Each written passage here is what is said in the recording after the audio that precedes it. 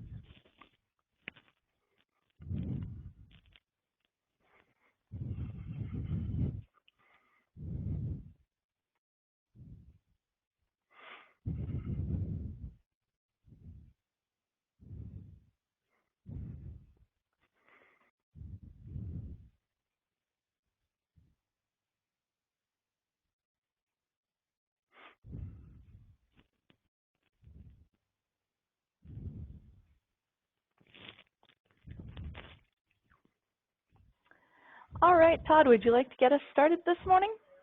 That sounds good. Thanks, Sue. Good morning, everybody. Hold on here.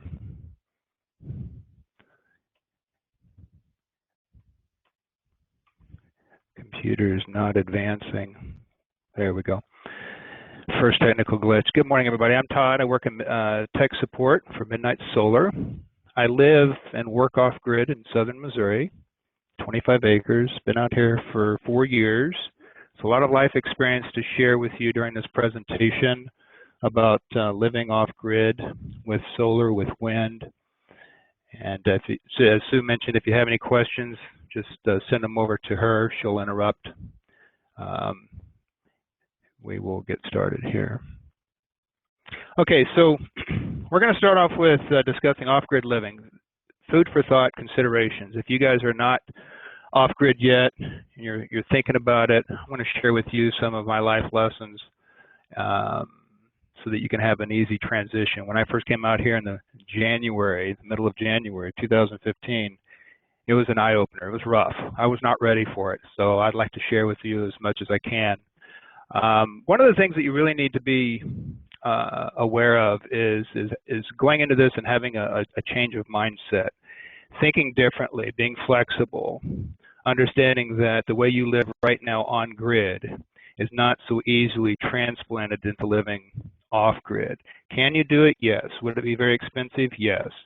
So during this presentation, I'm going to talk about how to do this affordably. I think most all of us live on a budget, and so my perspective on this is doing this economically. So I'm going to be sharing with you how to do that without having an incredibly large expenditure in battery systems and solar panels, because you don't really need to do that as long as you're somewhat flexible. For example, the clotheslines there, you're not going to have an electric clothes dryer. Can you have a clothes dryer? Yes, I've got one out here. But It's just not going to be electric. And using wood or propane to heat your house instead of a central furnace like what you have now. We'll talk more about that here in a little bit. So let's throw out an example. No central air. Central air on average would run about 5,000 watts an hour. Can you build a solar system that supports that? Yes. Would it be very expensive? Absolutely. What about a window unit? So changing your routine would mean, in this example, if you want conditioned air, you turn it on in the room that you're currently occupying, not cooling the entire house, rooms that you're not going to visit for a while. If you're going to migrate through the house and go to another room, turn on the air conditioner in that room. So that active involvement on your part will allow you to have a very affordable solar system. So take a look at this window unit here, like a 5,000 BTU. It runs about 450 to 500 watts. A very modest solar system can support that, not a problem. But essential air, you're talking almost, on average, a 10-fold increase to support that. That's very expensive. So if you change your routine, if you live with less, as in not having the luxury of having every room air conditioned, having every light on at the same time, giving up this or that, you could easily, affordably live off grid. Here's another example. This is the way you run air conditioning. So we're going to do an example here. And I will throw out here, I'm going to be presenting some topics on solar that I'm not going to fully explain or develop. We will have in the following weeks a full series of DIY lectures on specific topics like integrating solar, designing your system, battery bank versus solar panels to charge it, etc. So I'm going to be mentioning some solar topics today, but we're just going to gloss over them. So apologize for that, but follow up with us on the future webinars and we'll hit all those topics. But let's say you got 2,000 watts of solar panels out in the yard and your batteries are full, they're floating, what we call like a trickle charge, by noon, and your system really is in kind of a resting state. It's going to draw a little bit of power to keep those batteries topped off. But you can see if you've got 2,000 watts of potential solar and you're only consuming 200, you're leaving 1,800 watts unused. You go into the house and you could turn on 3 of these 500 watt air conditioners and really run those for free. It's not impacting your batteries at all. And you could run it for the entire rest of the afternoon, cool the house, and now you've got air conditioning. That's the way it works. So, all right. Something to avoid when you're planning your system, just anything with a heating element you really, really don't want. Can you build a system that supports that? Yes. Is it going to be expensive? Yes. So just avoid it. You know, cut your hair, wear it short. So no heating elements, no electric clothes dryers. You go with gas or use the clothesline. Okay. Now, when you're designing a system, you know, you can consume that stored energy very quickly, or you can sip it and have it last a length of time. So before we get started on this example, let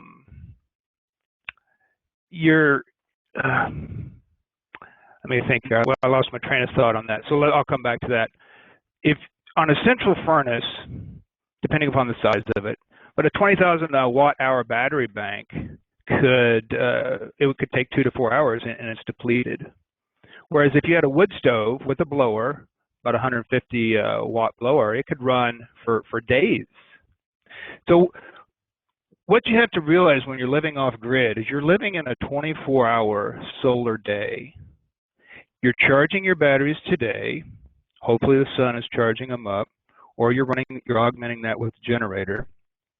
You stored your energy, you're consuming it overnight, and then you start over the next day. So that's one day of autonomy is what we call that. And then you start it all over the next day. That's another part of living off grid is that active involvement, is realizing that you're living day to day, really, a solar day, 24 hours.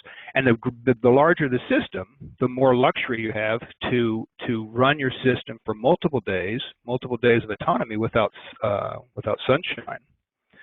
So that comes at an expense, and that's a part of the design process, is how much do you want to have.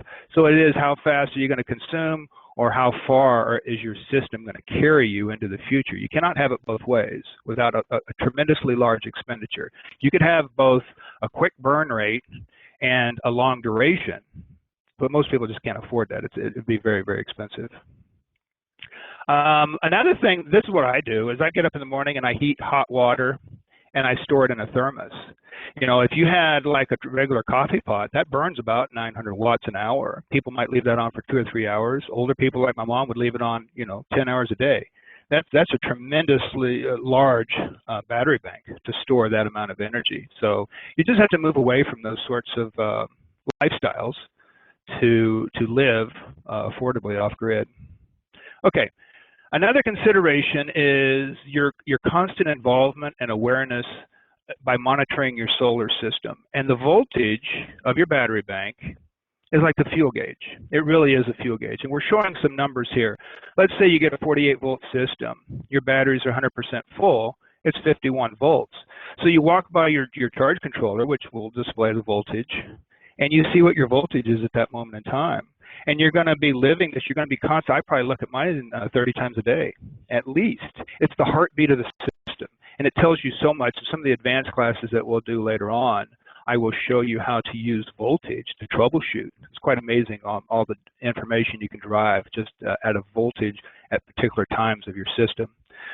But so knowing what your voltage is at any moment in time during the day. Is it cloudy? Do I need to run the generator? Is it at night? Am I going to be able to get through the night with my known loads, with what I know is running in the background at night, and wake up in the morning and not have my batteries too low, and which would abuse them, which would shorten their lifespan? So it's this sort of active mental involvement in understanding the system and be willing to monitor that voltage 30 times a day, like I said, then you could easily live off grid. So you can't just sit on the couch, watch Netflix, and have your solar system maintain itself. It's just not going to happen. So that's sort of the mindset you got to get into, and you'll have success living off grid. Okay, another part of the awareness, and I kind of alluded to it, is planning ahead. Remember, a solar day, I got to get through today, I got to get through tonight. At what point do I turn my Jenny on? You're going to live by your depth of discharge. So here's a little chart here. Here's a couple terms we can explain. Depth of discharge is how deep am I drawing your batteries down. So let's say you have 100% full battery and you draw it down 20%. That's depth of discharge. I'm taking it from a full tank of gas down 20%. So that leaves me 80% left over, state of charge. So these are inverse topics, depth of discharge and state of charge. And in the solar business, we'll throw each one of those out there. So that's their relationship. And it's all relative to voltage. So let's say you got a 12-volt system. It's called a nominal 12-volt. 50% is 12.1 volts. So at that point, you got to make a decision. My batteries are at 50%. We either have to shut down all of our appliances, stop using energy, or I got to run the generator.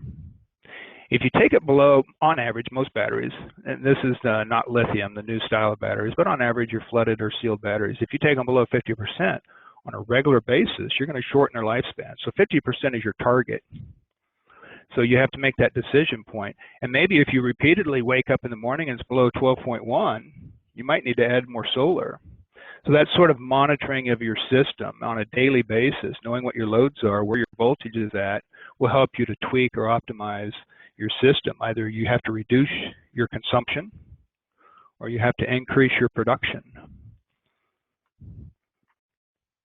Another thing that will help you is redundancy. That's one of my wind towers out here. I've got 2 wind turbines. I've got 3 solar systems, 2 wind turbines, and they're all interconnected, 2 generators, and I can throw switches and transfer power around my place. So it's quite flexible, and the redundancy is survivable. I learned that very early on.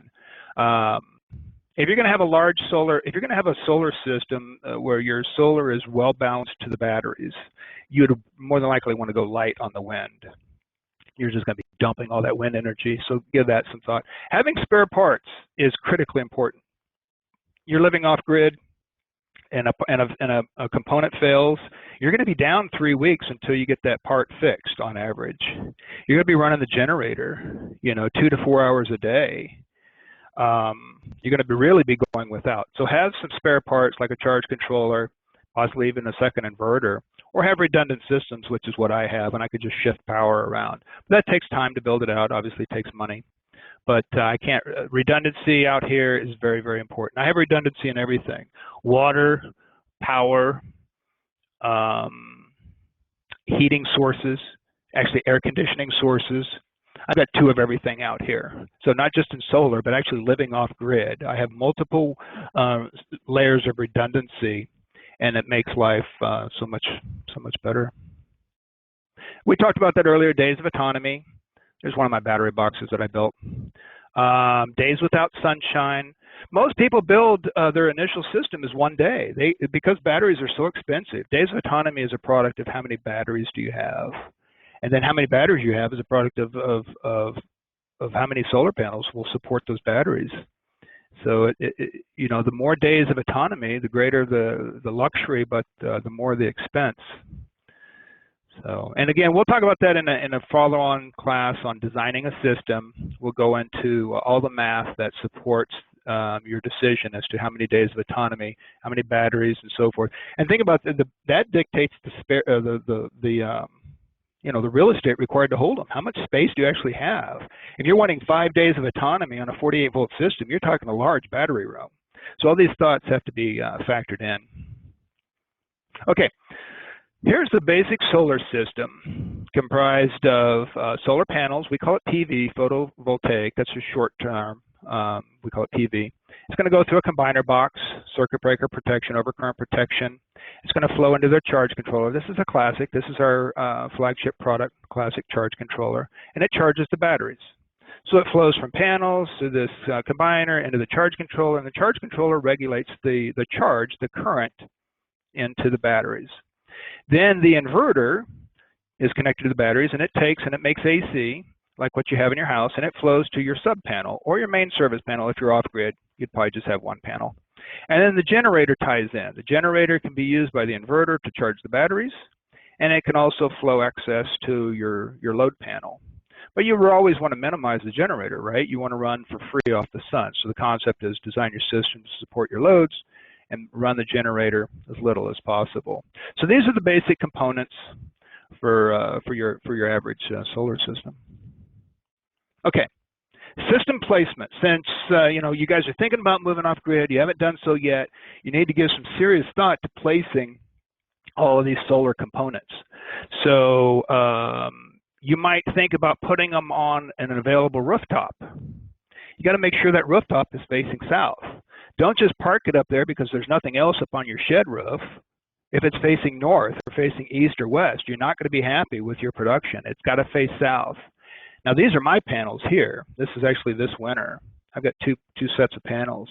I prefer the panels to be on the ground for several reasons. One is I can scrape the snow off. You don't have to climb up there. And 2, it's just cheaper. It's easy. It's 4x4s in the ground and some 2x4s or 2x6s, and it's so much cheaper than the metal railing system that's required to put it up on a rooftop. And you got to get the snow off. So these panels back here are fully covered in snow. They are not producing any energy. They have voltage, but there's no current. The sunlight, the sun's intensity cannot get through that snow, and so it's 0 amps. Watts is volts times amps. So watts equals voltage times 0 is 0. There's 0 watts coming out. So I go out here and I scrape, or I brush the snow off. Now these panels have ice on it. They will actually produce a little bit of current. So some of the sunlight intensity is going to get through. Then I had to scrape it off, and these 3 panels here are actually flowing energy.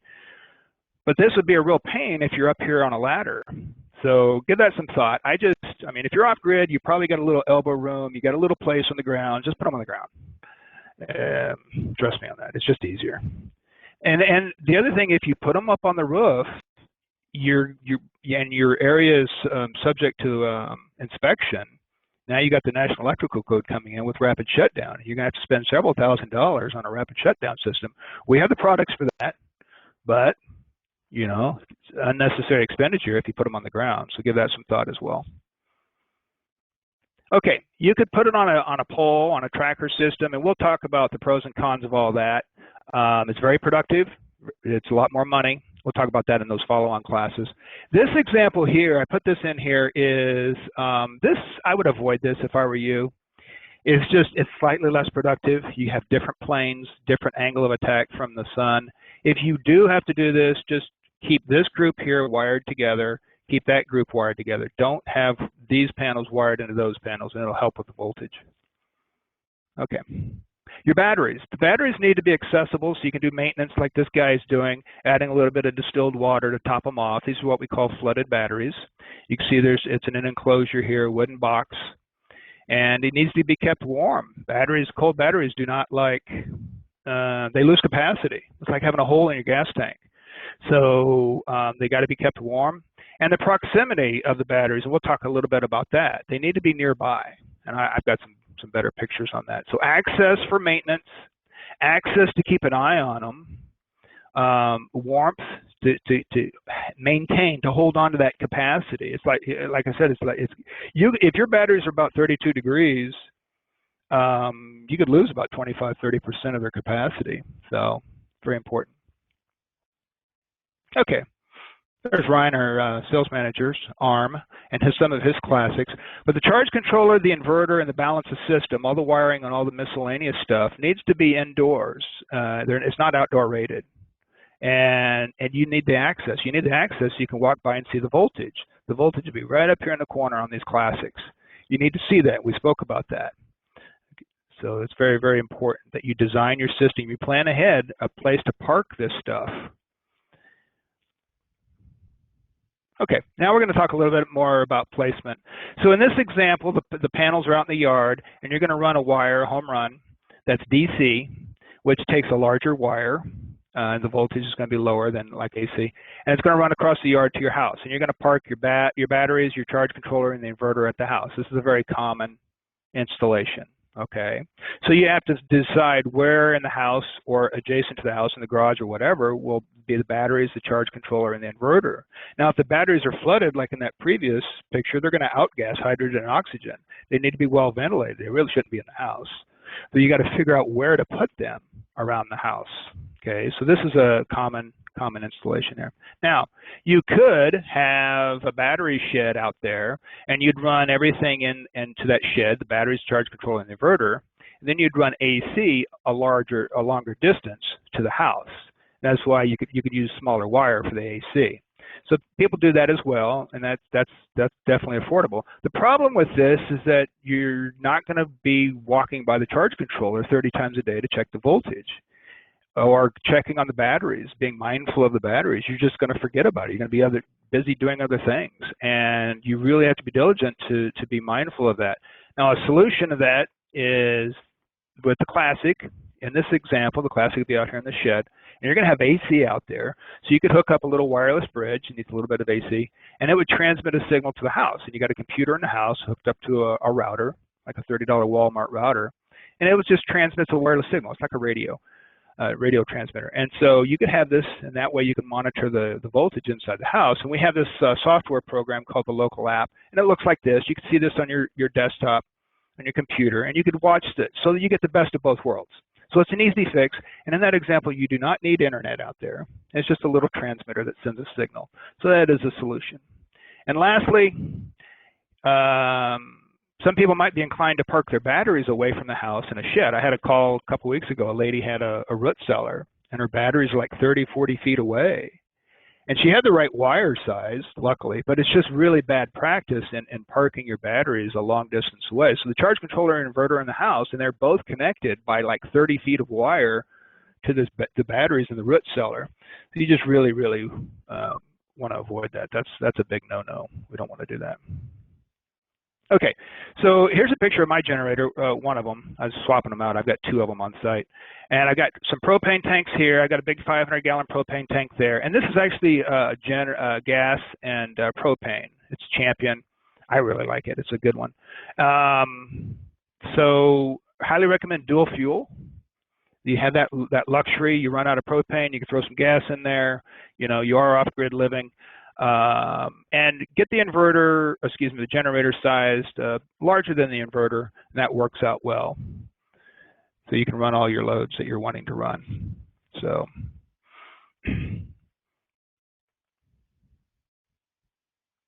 Okay, so what you may discover once you put your system in is you may end up growing your system later on. You've put in some panels, and with budget or with just you getting comfortable getting out there living and you want more, you're going to grow your system. And so I've done that here is and what you have to be mindful of, and I'm not going to arm you with all the stuff right now to consider, but there is you have to be mindful of the mounting space and the voltage of how you wire your panels up.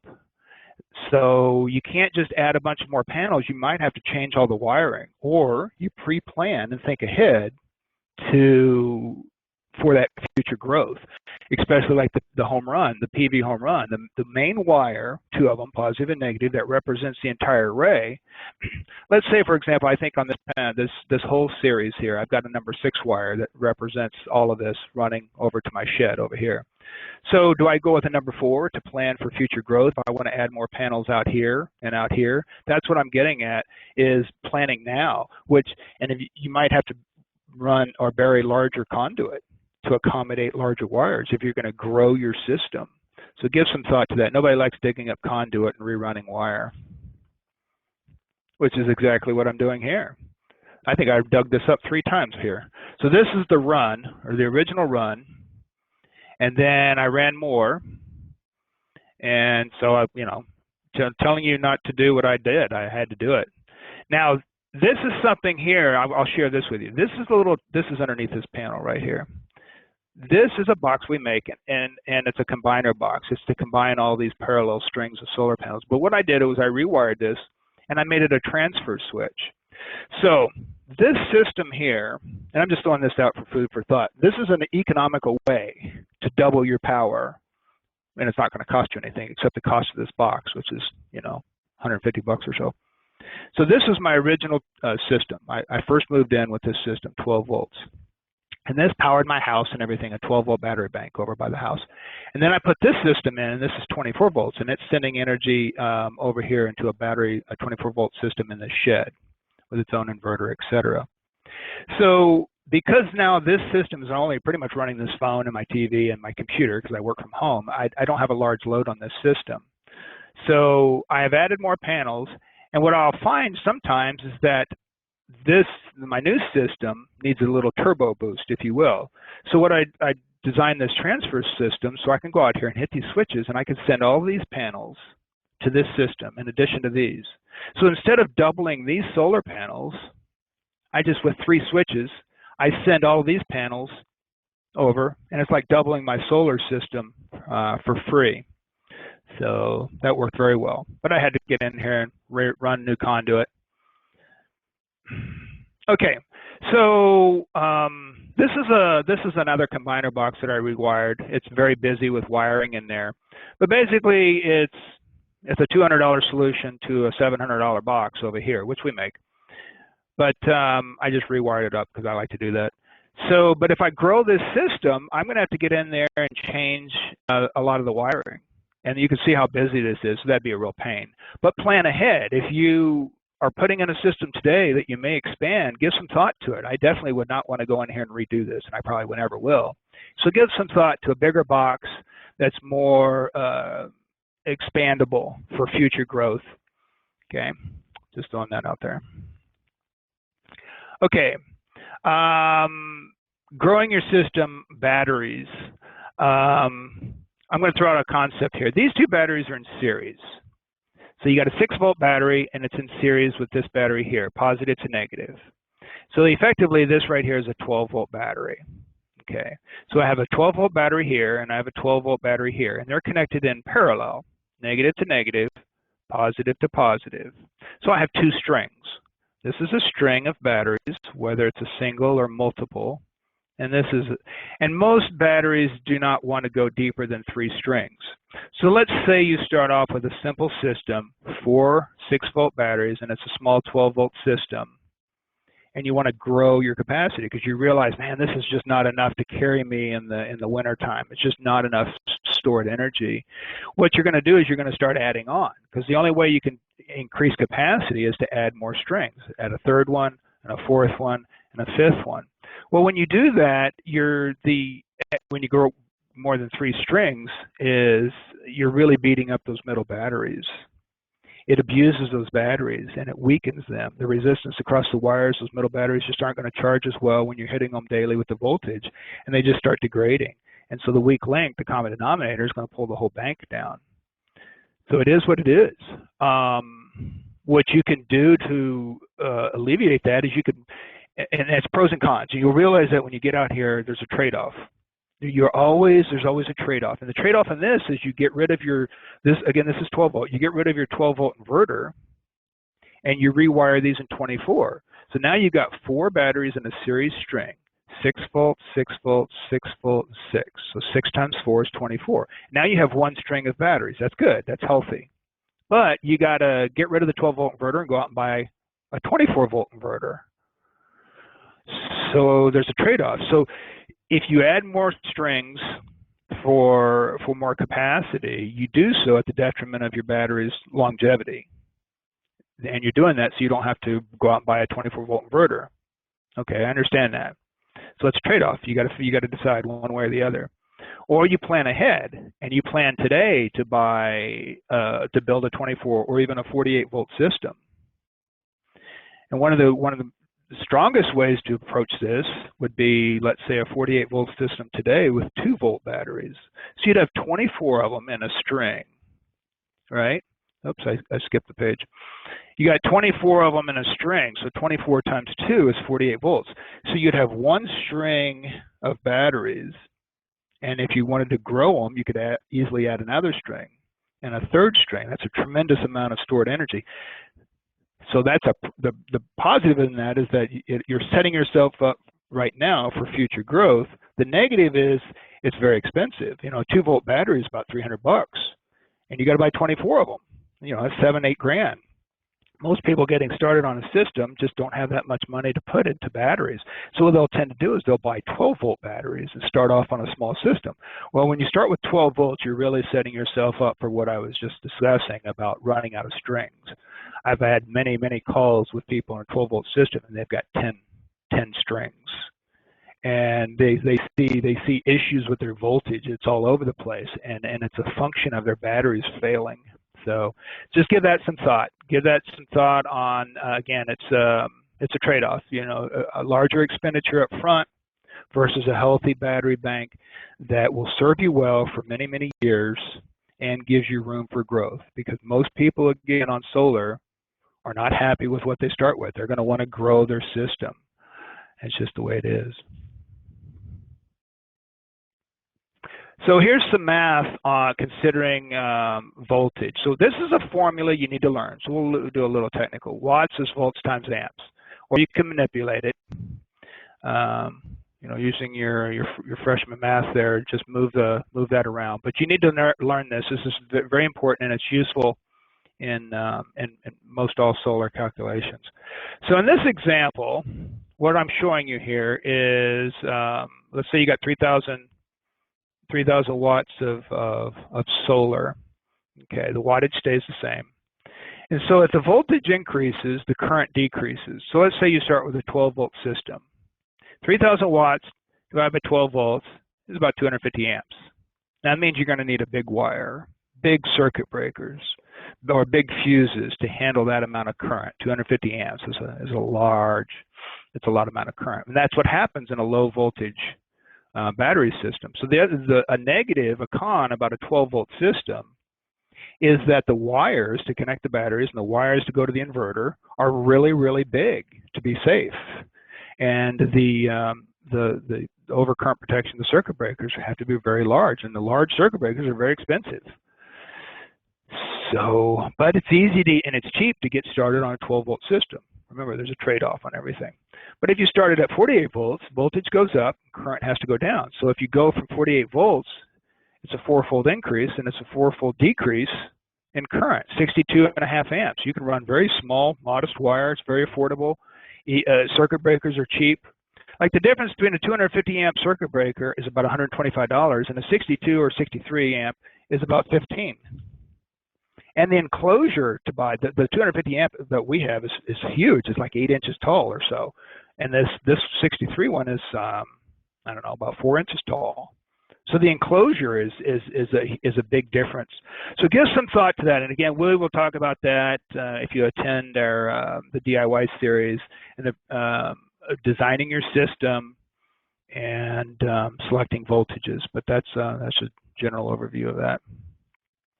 Okay, so this is that new system. This is actually my shed here. This is a lot of Midnight products I just put on the wall to play with. But this is a 4,000 watt inverter, 24 volts. It makes 240 on the output, two 120 legs. What if I put this system in and I've got all this on a piece of plywood hanging? This is a shipping container, so I got to put up a plywood, screw it to the metal walls, and I put all this stuff in place. Got my charge controller, got 2 charge controllers, some other Midnight stuff that I play with here.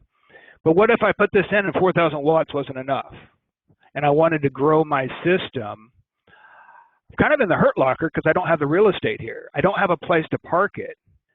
And I've kind of shot myself in the foot because I didn't plan ahead. Now, I don't need to, but I'm pointing that out, is that if you're going to grow your system, you got to give some thought. You know, it would be best to design it today to support your needs. So give that some thought for future growth, or give great consideration to designing it today to support your needs. Otherwise, you're getting in a situation where you got to strip everything off of here so I could slap another inverter on there. If I needed 8,000 watts on the output, I got to relocate everything. It'd be a tremendous pain. I'd be down for a week to rewire all that. That's my presentation. Are there any questions? Happy to answer any questions you guys may have. So looking forward into the next week, we are planning to do a Tuesday and a Thursday webinar. Todd, can you tell us what we are discussing on Tuesday? Yeah, the first one will be load analysis. So to design a system, you need to figure out what it is you want to power up.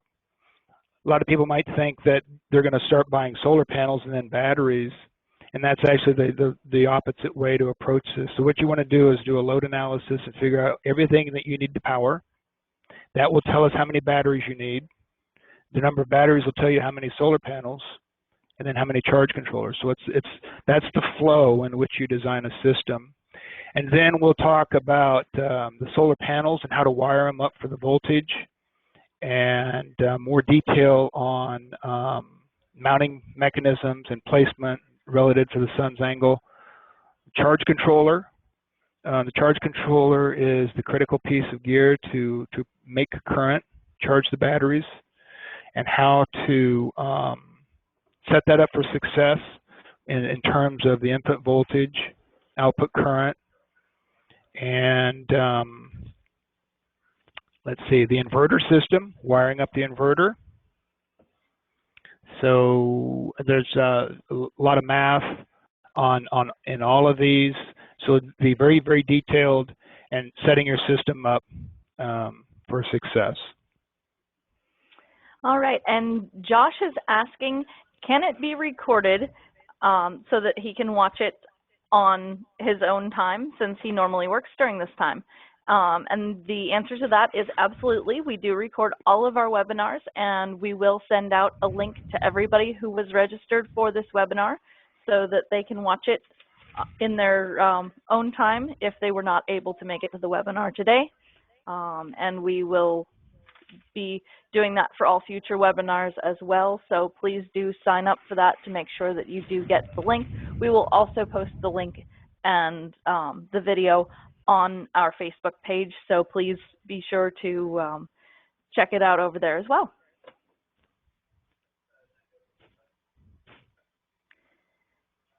I'm not seeing any other questions at this point, but Todd and I will hang out here for just another couple minutes more in case anybody does have any questions.